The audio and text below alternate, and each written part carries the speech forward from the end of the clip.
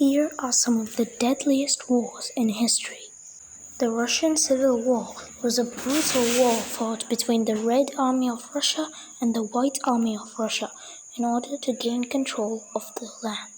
The American Revolution was a fierce conflict fought between the Americans and the British in order for the Americans to receive their freedom. The American Civil War was a brutal conflict fought between the northern part of the USA and the southern part of the USA, which included hundreds of thousands of casualties. The Chinese Civil War was an event that molded the People's Republic of China into existence. The 7 Years' War was a war fought between Britain and France and a whole bunch of other nations.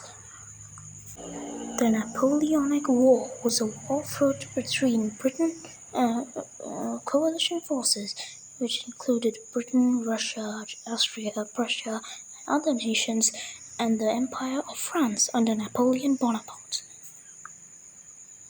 The Spanish-American War was a war where the United States of America supported countries rebelling against Spain, such as the Philippines and Cuba.